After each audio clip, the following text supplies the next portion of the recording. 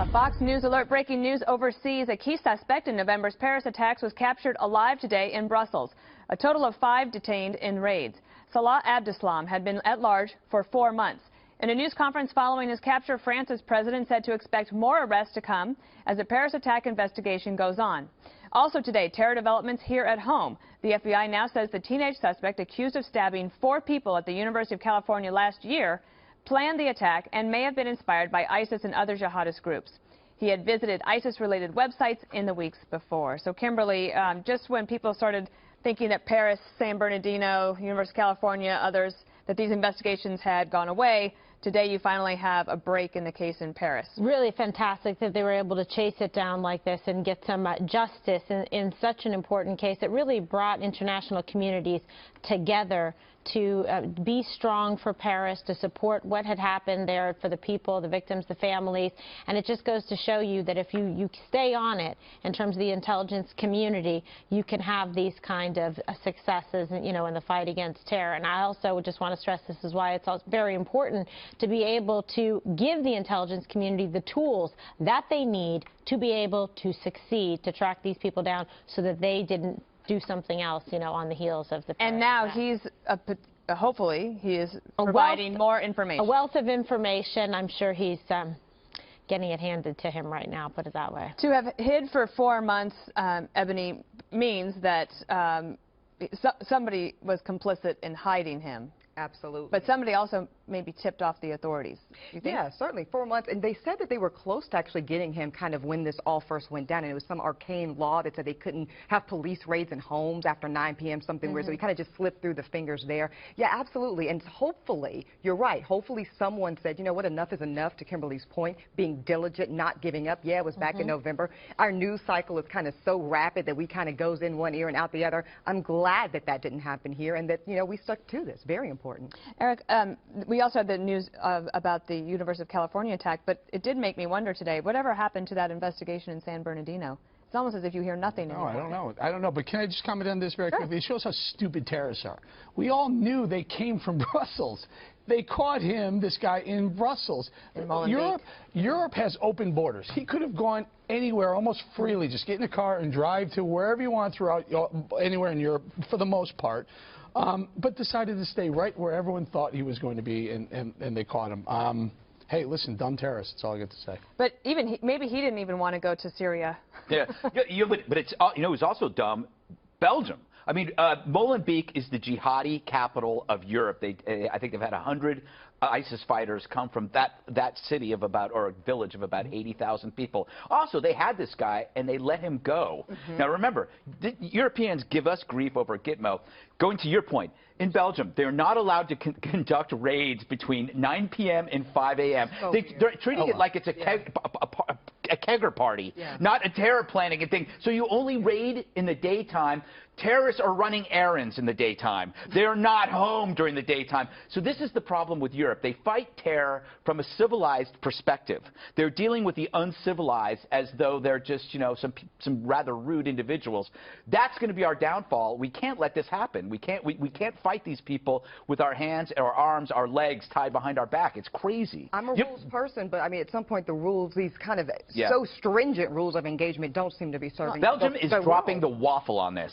Very nice. That would put Navy SEALs out of business. Yeah. I mean, right?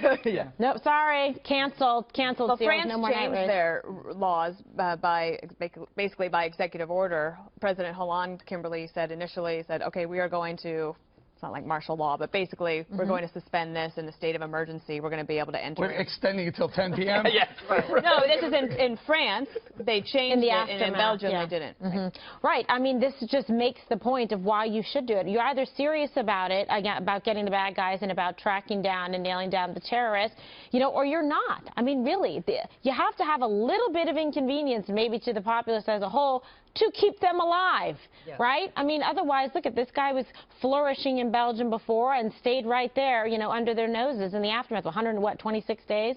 They knew he was there forever. Well, maybe they were getting intel about him and his little cohorts. That could be true. That could be. Because national security is one of the most important issues in the election, and I think it's usually in the top 3 of all the exit polls, we have ads now to look at from both Hillary Clinton and Donald Trump on foreign policy.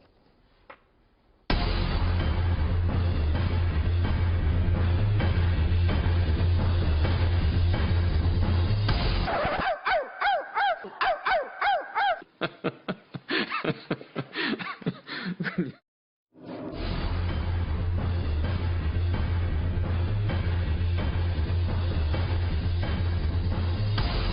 are you consulting with consistently so that you're ready on day one?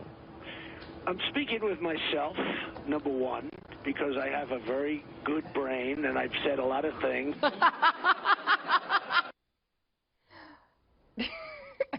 So it's going to be a fun election year when you can make ads like that. Yeah, I'm worried about all the nominees, frankly, and their response to terror, because I've been talking about this, the marriage of technology to terror. What's going to happen? Remember, they took a box cutter and they turned a jet into a missile. And what they're going to be doing now is they're going to be taking any modern technology that we have, whether it's the drones that you could buy at Radio Shack, combining it with bioterror or any kind of substance you can order online.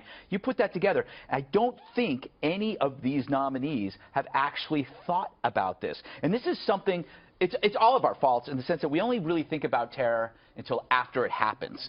It's just something that then we let it, then it floats away until it happens again. But we need to have a leader who is thinking about this and thinking about it every day, because this is an apocalyptic threat. It only has to happen once for it to be devastating. I think once it becomes your job, once you're in the Oval Office, though, I think that realization does hit home, because you get the briefing every morning, and then Kimberly, you kind of think, okay, this is all on my shoulders now. I have to focus on it. Yeah, I agree. Can I say something about that Hillary ad? What was she doing, laughing about ISIS? I didn't even think that ad was... She was barking. She was accusing the Republicans of being, of just barking, not really saying anything. She just, I don't know. I'm almost beginning to feel sorry for her. She's just really not a good candidate. It is surprising, to your point, though, Kimberly, because Hillary Clinton has been in the public eye for well plus 20 years, and so you kind of think she'd learned a lesson about the sound bite at this point, you know, whether it's the what difference does it make, or this kind of these kind of sloppy, imprecise moments that she lets get caught on She should be a little bit more polished than that. I mean, at given this her. point. Yeah. The dog barking thing might have been something a staffer should have I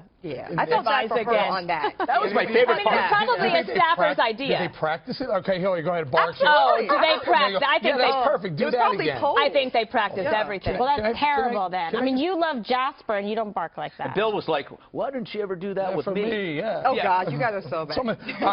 Hillary, she wants to be Obama 3.0. So the reason why this is important is if you're going to be Obama 3.0, are you going to have the same immigration policies as President Obama? Are you going to take Syrian refugees that President Obama suggests he might want to take? And if you do, and if you are you prepared to take the consequences of domestic terror? You know, Eric, I actually think she doesn't really want to preside as Obama 3.0. She only wants to run as Obama 3.0 because she wants access to this Obama coalition. I think we all know, or at least I certainly suspect her to be much more hawkish. I don't think she's going to govern anything like President Barack Obama. I think this is, again, an inconsistency on her part to the American people. Look, I want that part of the electorate. I think she's going to throw his blueprint out as soon as she gets, if she gets in, as soon as she gets in. There was also that other story today, Greg, about the National Security Agency being very mad at Hillary Clinton, going all the way back to 2009 when she was demanding different types of technologies like the BlackBerry President Obama had, and when they said no to her, she got frustrated, and then basically we have the whole situation of Emailgate. Well, this is the challenge that the Republicans have if Trump is the nominee. Here you have Hillary, who has bad foreign policy experience, and we have our presumptive nominee has none. That's an issue because this should be a real strong point for Republicans to go after her. This is somebody that basically treated national security issues as though they were like emails from your aunt or uncle. It's crazy, but we can't really go after that because we've kind of forfeited that.